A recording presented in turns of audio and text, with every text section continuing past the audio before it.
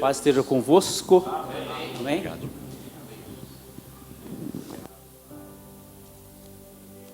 Eu ia iniciar aqui fazendo uma oração por Jerusalém,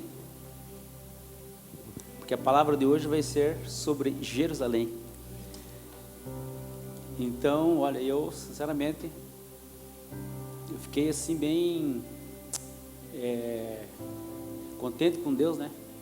Por Deus ter me permitido, tocado no meu coração, para que eu falasse sobre essa cidade.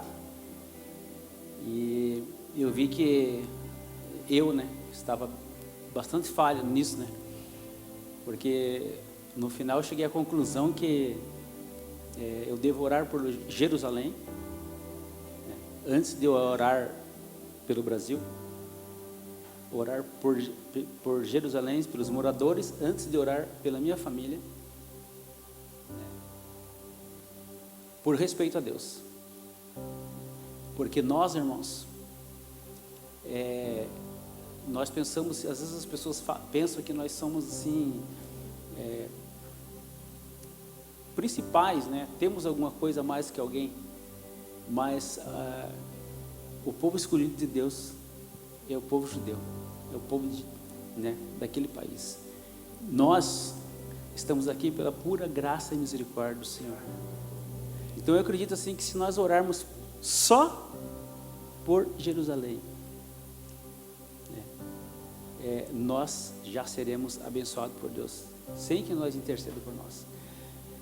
Tal qual é o entendimento que eu tive, como Jerusalém é importante para Deus. Amém? Então vamos abrir lá em 2 Samuel 5, do 6 ao 10. 6 ao 10.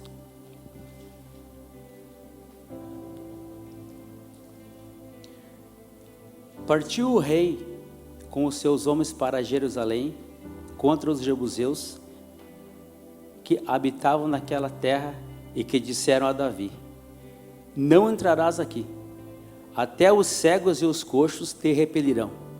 Pensavam: Davi de maneira nenhuma entrará aqui. Porém Davi tomou a fortaleza de Sião, a cidade de Deus, a cidade de Davi.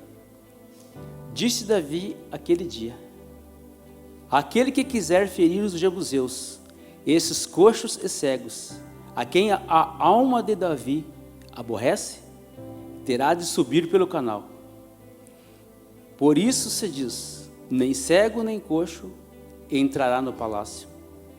Assim habitou Davi na fortaleza, ele chamou a cidade de Davi, e foi edificando em redor, desde os terraços de apoio para dentro.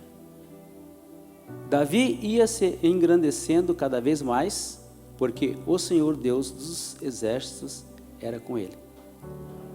Amém? Geralmente a gente faz uma introdução e fala alguma coisa a respeito, né? E daí em casa a gente ensaia. E olha, eu ia estar ensaiando até agora e ia passar o ano inteiro ensaiando. O que falar sobre Davi? O que falar sobre esse homem? Então vamos direto à palavra. Quando falamos de Davi, lembramos de várias coisas, né? Várias coisas. Mas hoje, especificamente, a gente vai falar sobre a unificação das tribos de Israel. Davi foi usado para isso. É complicado, sabe, irmão, a gente às vezes preparar a palavra, porque daí a gente tem que fazer assim uma somatória. Porque as pessoas que são cristãs e conhecem a palavra de Deus, você fala de uma forma. E as pessoas que não conhecem, você tem que falar de outra, né? Com outro vocabulário, né? Com outra direção. Eu estava pensando nisso, é meio complicado, né? Então, vamos ver se a gente consegue se expressar de uma forma que todos entendam. Amém? Se alguém não estiver entendendo, pode levantar a mão, perguntar que eu falo. Porque é muito importante, irmãos, nós sairmos da casa do Senhor sem dúvida. Né?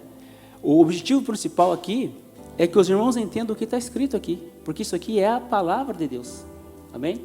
E se os irmãos se estiverem constrangidos, depois podem me chamar num canto ali e perguntar, que eu tenho prazer em explicar da forma que o irmão possa entender. Amém? Então, nessa época aqui, nós vemos assim, depois da morte de Saul, as tribos elas estavam dispersas, porque Saul não fez um bom reinado, né? Ele não fez o que era para fazer. Então, ele morreu.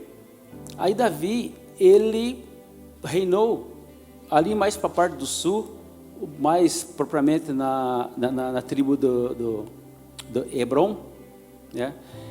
Ele reinou ali por 7 anos. Ele ficou ali por 7 anos reinando. E as tribos do norte, eles ficaram sabendo da forma em que Deus estava abençoando aquele povo. E daí os anciões, né, que são sábios, né, o que eles fizeram? Fizeram uma reuniãozinha, chamaram Davi e falaram assim: Davi, vem reinar sobre nós. Aí Davi foi. Mas quando Davi chegou para exercer esse reinado, ele percebeu que entre o sul e o norte tinha uma tribo, né? A tribo dos Jebus. Quando Josué atravessou o rio Jordão, essa tribo foi a única tribo que ele não conquistou. Ela ficou sem conquistar, né?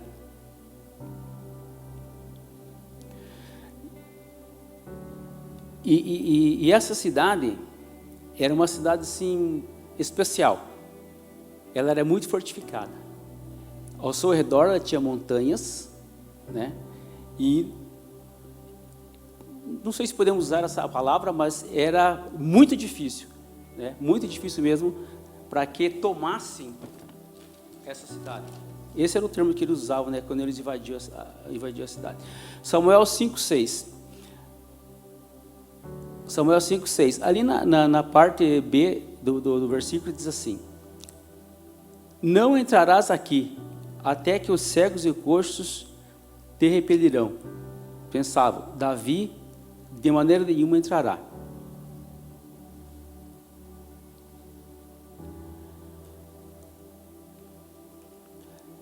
Essa parte se explica assim, da seguinte forma: será que os cegos e os coxos, eles não iam deixar Davi entrar na fortaleza? Será que os cegos e os coxos, eles iam guerrear com Davi e eles iam ganhar essa peleja? Então, os jebuseus, eles eram estrategistas. E o que eles faziam? Primeiro, eles faziam uma pressão psicológica nos seus adversários. E foi isso que ele fez com Davi. Ele disse para os povos, para os guerreiros, que aqueles cegos, aqueles coxos, eles não iam deixar eles entrar naquela cidade.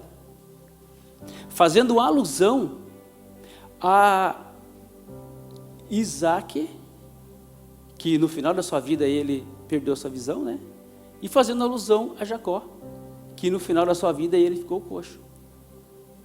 Então, daquela forma, eles estavam entrando no psicológico deles, e eles conseguiram. Eles conseguiram fazer isso. Mas só que eles não contavam com um detalhe. Davi não era um homem normal, vamos usar essa palavra. Ele era um homem segundo o coração de Deus, ele era um homem temente a Deus, ele era um homem especial, né? E ele não se deixou abater, embora ele ficou muito incomodado com isso, porque Davi conhecia a história de Isaac, Davi conhecia a história de Jacó, e ele não se conformou com aquilo. Mas como que pode? Esse povo tirando sarro, chacoteando dos meus antepassados, e ele sabia muito bem o que eles tinham passado, né? Então, por isso, aqui no 8, aqui Samuel 5:8, Davi fala assim: e disse Davi naquele dia: aquele que quiser ferir os jebuseus, esses cegos e coxos, a quem a alma de Davi aborrece. os jebuseus conseguiram. Os jebuseus conseguiram mexer com Davi. A alma dele ficou aborrecida. É fácil a gente entender um pouco essa situação quando trata-se de família. Já ouvi muito aqui, né? As pessoas, as irmãs, né, falarem: não mexa com meu filho, não mexa com meu neto, né? Então, se veja só, os jebuseus, eles sabiam disso, eles tinham essa estratégia e eles usaram contra Davi e eles quase conseguiram, né? A ponto de Davi aqui premiar, né, a pessoa que primeiro entrasse lá e matasse, né, esses adversários dele, os cegos e os coxos. E na segunda parte do 8 fala assim: por isso se diz, nem cego nem coxo entrará no palácio. Tudo por conta dessa provocação.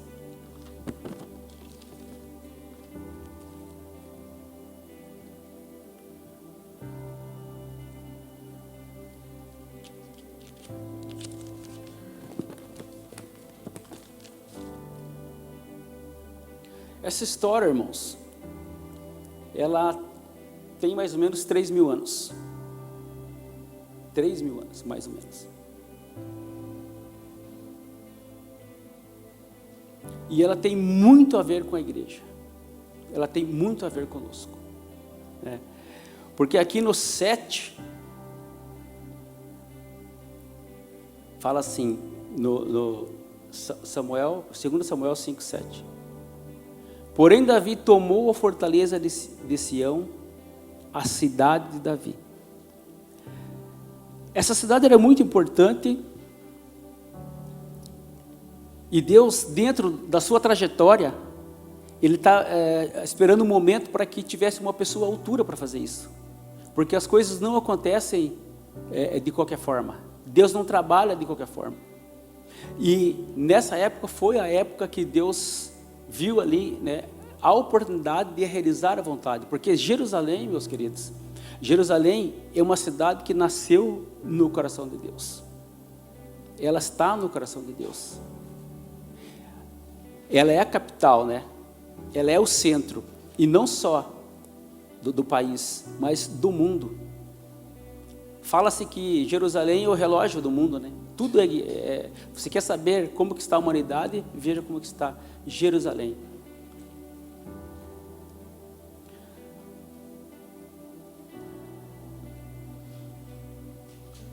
E nós vemos algumas situações ali que acontecem que enfatizam a importância de Jerusalém. Abraão havia adorado a Deus oferecendo Isaac em Jerusalém. Essa é uma situação. A unificação das nações de Israel, elas seriam feitas dali, né, dessa cidade. E nós podemos ver aqui também que 1000 anos depois, irmãos, desse acontecimento, a redenção da humanidade, a nossa redenção, o motivo pelo qual nós estamos aqui essa noite, aconteceu, né? Que foi a morte e ressurreição de Cristo, ali em Jerusalém. Se nós formos fazer uma história geral, uma que leva muito tempo, né? A gente teria que fazer assim em vezes, né? Uma campanha, vamos supor, né? Sexta, sábado, domingo, mais ou menos isso, para a gente falar todos os detalhes, todas as riquezas, né? Em todos as áreas que Deus fala conosco através dessa cidade. Que nem eu falei, né? Eu li bastante sobre isso aí, coisas que não tem tempo para falar. E eu acho, e mais uma vez eu repito, né? Eu acho que se de hoje em diante, se eu orar só por Jerusalém, eu vou ser abençoado em todos os sentidos, né?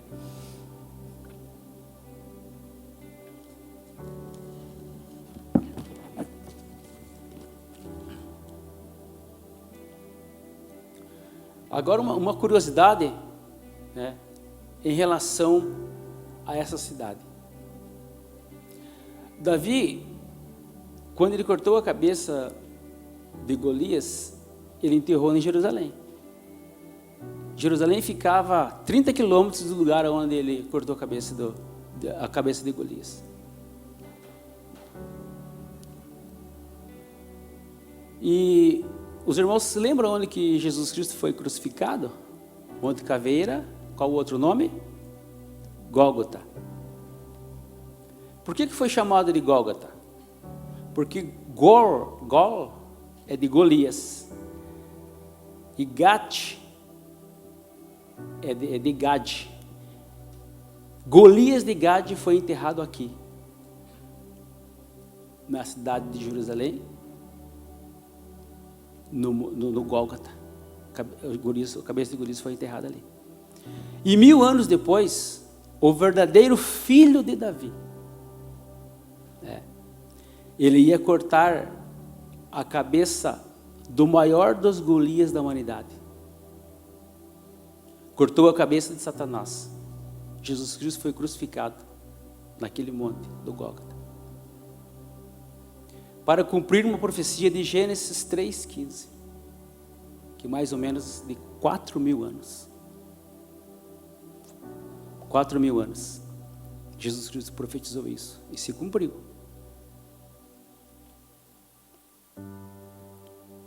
Essa cidade, irmãos, Jerusalém, ela estava nos planos de Deus desde sempre.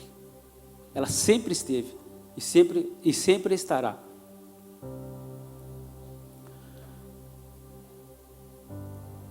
No Gólgota, a cabeça de Golias,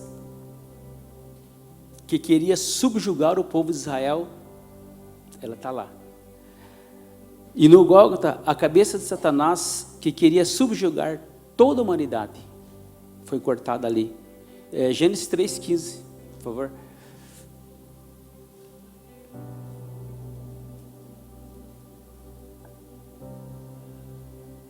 Porém, inimizade entre ti e a mulher, entre a tua descendência e o seu descendente, este te ferirá o quê?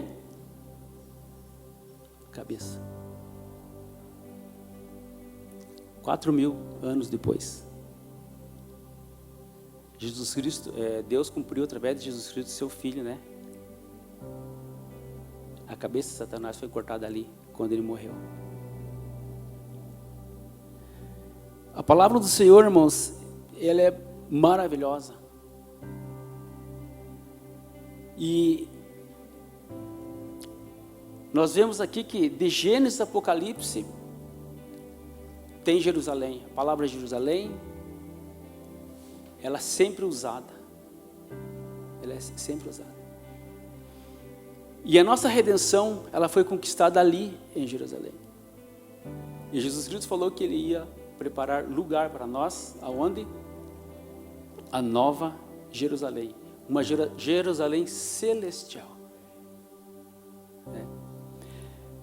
Então nós devemos de ter esse entendimento, irmãos. A palavra de Deus, ela tem coisas intrínsecas nela, que às vezes as pessoas pedem a revelação de Deus, porque só quem pode revelar essas coisas é o Espírito Santo de Deus. Só quem pode revelar a palavra de Deus é o Espírito Santo de Deus. E quando nos é revelado alguma coisa em relação a isso daí, em relação a coisas espirituais, nós chegamos mais perto de Deus.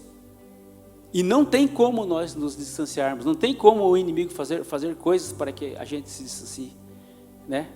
Então vamos orar, irmãos. Vamos pedir a Deus, a graça de Deus. Como eu agradeço a Deus por estar aqui nesse momento, né? Eu não tenho assim a homilética, eu não tenho o dom da oratória, mas eu tenho, graças a Deus, né, eu tenho Cristo no meu coração, e cada vez que eu leio a palavra do Senhor, eu posso entender alguma coisa dela, posso entender isso, porque o simples fato de você ler a Bíblia e saber dos acontecimentos, checar com Israel e com a própria humanidade, saber que as coisas estão acontecendo, né? Não tem como você dizer que essa palavra não existe. Não tem como nós não adorarmos ao Senhor, pedirmos ao Senhor, né? E o que a gente faz, irmãos? A gente está tão preocupado com esse mundo, tão preocupado com as coisas desse mundo. Nós que estamos numa idade, né, já mais do meio para o fim, nós temos uma consciência maior das coisas. Mas e os jovens? E os adolescentes? Eles querem viver a vida, eles querem descobrir coisas. E quando eles chegarem na nossa idade, eles vão ver que não valeu a pena. Eles perderam tempo. Como eu cheguei a essa conclusão. Muitas coisas que eu fiz, eu perdi tempo. Mas ainda bem que deu tempo. Só que para eles, será que vai dar tempo? Jesus Cristo está voltando.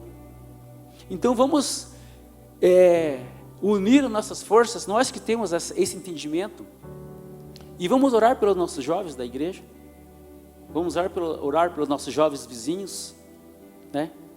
Vamos orar para que eles possam ter a revelação da palavra de Deus.